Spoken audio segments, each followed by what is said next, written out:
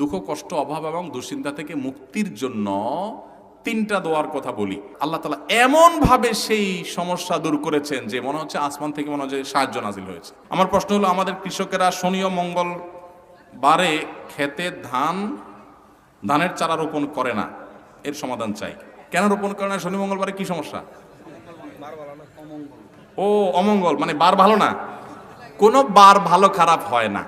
মুসলমান এত মূর্খ হয় না, এত কুসংস্কারাচ্ছন্ন হওয়ার সুযোগ কোনো কুসংস্কার হচ্ছে মুসলমানের নাই। সকল বারই সমান। যদি মনে করেন ওই বারে ধান রোপণ করলে ক্ষতি হবে, এটা যদি মানুষ মনে করে, তাহলে আপনি ওই বার আরো বেশি করে রোপণ করবেন, কিচ্ছু ক্ষতি হবে না ইনশাআল্লাহ। অনেকে আছে বাম চোখ লাফাইলে মনে করে হায় রে কোনো দুর্গতি আছে কপালে, আছে না? যে বাম চোখ আমার লাফায় কেন? তা আমি বলি, বাম চোখ লাফাইলে আরো সুবহানাল্লাহ আলহামদুলিল্লাহ পড়বেন, এটার সাথে কোনো দুর্গতির কোনো সম্পর্ক। অনেকে মনে করে ডান হাতের তালু চুলকালে টাকা আসে। তো আমার কথা হলো, ডান হাতের তালু চুলকালে যদি টাকা আসে, তাহলে ওই সূত্রা পাতা লাগায় চুলকানি বন্ধ হবে না, টাকা আসা বন্ধ হবে না? এত সহজ? এগুলো সব কুসংস্কার, কোন বারের সাথে কোনো কল্যাণ অকল্যাণ নিহিত। বলো যে অমুকের চেহারা দেখছি আজ সকালে, তো শেষ দিনটা আজকে। এগুলো সব শিরকি কথা, এগুলো কখনো ইমানদারের কথা হতে পারে না। দোকানদারের প্রথম কাস্টমারটা কেনা বেচার পরে বলতেছে ভাই টাকাটা পরে দেবো, যা আজকে যাত্রাটাই শেষ। ফালতু কথা। অনেক দোকানদার প্রথম যাত্রা কাস্টমার মোটা অঙ্কের নগদ টাকা দিয়ে কিনছে, সারাদিন মাছি মারতেছে, আছে না? অতএব এগুলোর সাথে কখনো লাভ ক্ষতির সম্পর্ক। সকালবেলা বাইর হয়ে প্রথমে জাউটা দেখছে, বউর উপরে এবার চেইতা পারলে জাউ দিয়ে বউর পিঠে দেখেছে যে বাইর হয়ে উঠানের প্রথম জাউ কেন দেখলাম আজকে, আমার দিনটা শেষ, আছে না নাই? এগুলো সব মূর্খতা। এগুলোর মধ্যে সমস্ত লাভ এবং ক্ষতির মালিক কে? এই সমস্ত জিনিসে কোনো লাভ ক্ষতি নিহিত নাই। আল্লাহ আমাদের বোঝার তৌফিক দান করুন। দুঃখ কষ্ট অভাব ও দুশ্চিন্তা থেকে মুক্তির জন্য দোয়া বলে দেন। দুঃখ কষ্ট অভাব এবং দুশ্চিন্তা থেকে মুক্তির জন্য তিনটা দোয়ার কথা বলি। এমনি তো আমল আছে বহুত, অন্যান্য করণীয় করবেন, পাশাপাশি তিনটা দোয়া। নাম্বার 1, বেশি বেশি দুরূদ পাঠ করবেন। যেই কোনো বিপদ আপদ থেকে মুক্তির জন্য মহৌষধের কাজ করবে দুরূদ পাঠ করা। বড় কোনো বিপদে পড়ছেন, দুরূদ পড়া শুরু করে দেন। আল্লাহুম্মা সাল্লি আলা মুহাম্মাদ ওয়া আলা আলি মুহাম্মাদ কামা সাল্লাইতা আলা ইব্রাহিম ওয়া আলা আলি ইব্রাহিম ইন্নাকা হামিদুম মাজিদ। আল্লাহুম্মা বারিক আলা মুহাম্মাদ ওয়া আলা আলি মুহাম্মাদ কামা বারাকতা আলা ইব্রাহিম ওয়া আলা আলি ইব্রাহিম ইন্নাকা হামিদুম মাজিদ। বেশি দুরূদ পাঠ করেন।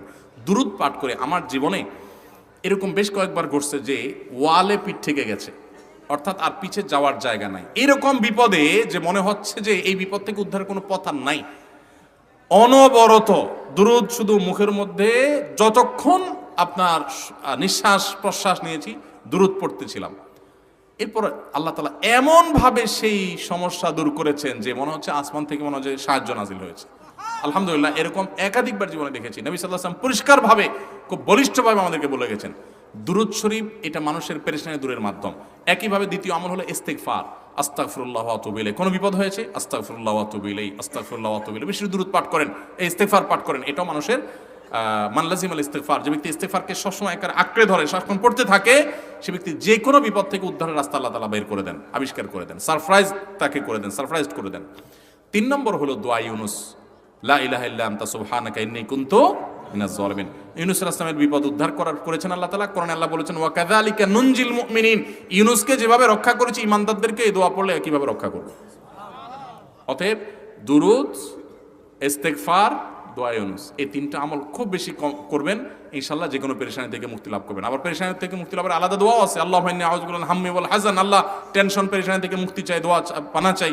ওয়া আউযু বিকা মিনাল আজজি ওয়াল কাসাল, আল্লাহ অক্ষমতা থেকে, অলসতা থেকে আপনার কাছে পানা চাই। এই দোয়া বিশেষ করে পড়বেন এবং সেই সাথে গুনাহ থেকে মুক্ত থাকবেন। দান সাদাকা করলে বিপদ দূর হয়। যদ্দূর পারেন দুধ দান করেন, বিপদ আপদে পড়লে ইনশাআল্লাহ আল্লাহ তাআলা উদ্ধার করবেন। আল্লাহ আমাদের সবাইকে সুখী, সমৃদ্ধ এবং ঈমান আমলের সাথে আমাদের পুরো জীবনকে কাটাবার তৌফিক দান করুন। পীরের মুরিদ না হলে নাকি পরিচয়হীন ছাড়া থাকে এবং তার পীর মুরব্বী শয়তান হয়। আমাদের দেশে অনেকে মনে করে যার কোনো পীর নাই তার পীর শয়তান। এটা কোনো সঠিক কথা না ভাই, এটা আমাদের নিজেদের মন গড়া কথাবার্তা। একজন মানুষ কোরআন হাদিসের উপরে চলার জন্য আলেমদের সান্নিধ্য, গাইডলাইন দরকার আছে, নেককার মানুষদের সোহবত দরকার আছে। কিন্তু এর মানে এই না যে একজন মানুষ পীর না হলে সে হারাম করেছে বা সে তার মুসলমানই হলো না, তার পীর শয়তান। এগুলো একেবারে বানোয়াট কথা। বরং অনেকে পীর মুরিদি করে জাহান্নামে যায়। আর অনেকের পীর মুরিদিটাই বরং জাহান্নামে যাওয়ার কারণ যে আপনার পীরের হাতে অলৌকিক ক্ষমতা আছে মনে করেন, পীরই জান্নাত জাহান্নামে নেওয়ার মালিক মনে করেন, তাহলে সেক্ষেত্রে সেটা বরং জাহান্নামে যাওয়ার কারণ হতে পারে। আল্লাহ আমাদেরকে শুদ্ধ চিন্তা লালন করার তৌফিক দান করুন। আপনার ধর্মীয় উপদেষ্টা, আপনার ব্যক্তিগত মুরব্বী, আপনার একান্ত পরামর্শক থাকতে পারে, কোরআন হাদিসের আলোকে আপনাকে গাইড করে, আপনি সেই গাইড গ্রহণ করবেন।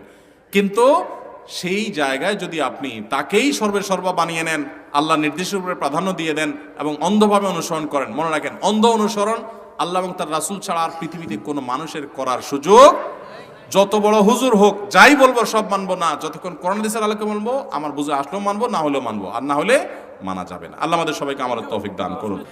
প্রবাসী ভাইদের সাথে সপরিবারের সদস্যরা বেঈমানি করে, এই জন্য কিছু নসিহত করুন। আহারে ভাইরে, আমি 10 বছর প্রবাসে ছিলাম, আমি বুঝি প্রবাসীদের এই কষ্ট।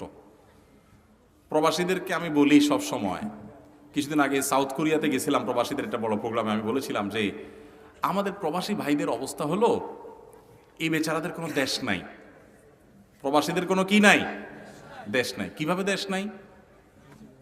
এরা যদি নিজের দেশে আসে, প্রবাসীরা যদি দেশে আসে, বাজারে ঘাটে রাস্তায় দোকানে সবাই বলে বিদেশি আসছে। কি বলে? বিদেশি। তাহলে নিজ দেশে সে কি? বিদেশি। আর সে যেই দেশে থাকে ওইটা যদি মিডিল ইস্ট হয় তো বলে আজনবী। আজনবী আজনবী মানে বুঝেন? আজনবী মানে অচেনা, অজানা, অপরিচিত, মানে এর চিনি না, মানে এটা আমাদের দেশের না, মানে বিদেশি, সোজা কথা। তো বেচারা প্রবাসী যে দেশে থাকে ওরাও ওই দেশের লোক হিসেবে স্বীকার করে না, আর নিজের দেশে আসলেও সবাই বলে কি আসছে? বিদেশি আসছে। তো বেচারা কোনো দেশ আছে? নাই। দেশ হলো ওই বিমানে, যতক্ষণ আকাশের উপরে থাকে ওই বিমানে। এই কষ্টের কোনো শেষ নাই। সারা জীবন উপার্জন করে কাউকে খুশি করতে পারে না। এত দেওয়া দেওয়ার পরেও মানুষ কি হয় না? খুশি হয় না। এত নাশকর, এত অকৃতজ্ঞ আমরা, এত নিমক হারাম আমরা, যে যা দিছে আলহামদুলিল্লাহ, বাপ মা পর্যন্ত খুশি হয় না, স্ত্রী পর্যন্ত খুশি হয় না, অন্য মানুষ তো পরের কথা, শুধু চাই চাই চাই। কত কষ্ট সেখানে তারা করে। যদি তারা একেবারে আরামের মধ্যেও থাকে, প্রিয়জন থেকে দূরে থাকার কষ্ট কত বেশি, এটা যারা জেল জীবনে থাকে তারা বুঝে। আর যারা প্রবাসে আছে তারা কিছুটা টের পায়, কত কষ্ট হয়। এজন্য প্রবাসীদের প্রতি জুলুম করবেন না আল্লাহর রাস্তায়, তাদের প্রতি একটু রহম দিল হবেন, খাই খাই করবেন না। যা দিতে পারে শুকর আদায় করবেন, না দিতে পারলে বেচারার ওজর আছে এটা বুঝবেন। কোনোভাবে ব্লেম এবং অভিযোগ করে বেড়াবেন না। আর প্রবাসীরা যারা আছেন আমি তাদেরকেও বলি, আপনারা একটু বিবেক বুদ্ধি খরচ করে চলেন। যা কামাই করেন সব ঢাইলা দিছেন, একদম বউয়ের কাছে, বাপের কাছে, ভাইয়ের কাছে, মায়ের কাছে সব দিয়ে দিছেন, নিজের হাতে কিছু রাখলেন না। এরপর দেখা গেল বউ যদি অমানুষ হয়, চম্পট। আছে না নাই? প্রবাসে থাকে তো বউরে কাছে পায় না, দূরে থাকে, মিস করে অনেক বেশি, ফিল করে অনেক বেশি, মহব্বতের ছোটে টাকা পয়সা সব বউয়ের নামে দেয়। আপনার তো ইসলাম এটা বলে নাই, বউরে কিছু দেন, তুমি খরচ করো স্বাধীনভাবে, বাট আপনারটা আপনার কাছে রাখেন। অনেক ছেলেরা আছে বাপের নামে সব জমি জমা কিনে প্রবাসীরা। আবার অনেক বাপরাও আছে এত বেবুজা, ছেলে নিজের নামে জমি কিনলে বাপ মন খারাপ করে। এটা বাপের মূর্খতা, বাপের অজ্ঞানতা, বাপ জানছে না সেজন্য এটা করছে। তার সম্পদ তার নামে থাকবে, এটাই সঠিক।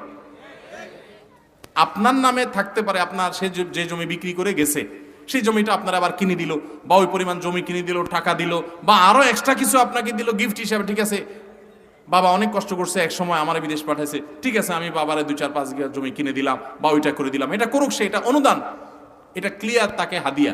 আর নিজেরটা নিজের কাছে থাকবে। এই হিসাবগুলো আলাদা আলাদা না করার কারণে পরে একসময় ভেজাল হয়। আমরা হলাম, সব লোক হলো মুখে মুখে মিষ্টি, আতে আতে বিষ, দাঁতে দাঁতে মিষ্টি, আতে আতে বিষ। উপর দিয়ে বলি না না না আমার নামে দরকার নাই, সব তোমার নামে হোক। কদিন পরে এবার বলি না এগুলো তো আমার কামাই করা জিনিস। তা আগের ভেজালে ভালো ছিল, ক্লিয়ার কাট করা দরকার ছিল। প্রবাসী অনেকে ভুলটা করেন, এই ভুলটা করবেন না। ইসলাম আপনারা বলে না উজাড় করে সব ঢেলা দিয়ে এক জায়গায়, এরপরে ধরা খায়া বলেন যে আমার তো হায় হোসেন, হায় হোসেন, আমার তো হায় কপাল, হায় কপাল। আল্লাহ আমাদেরকে সংশোধন হওয়ার তৌফিক দান করুন।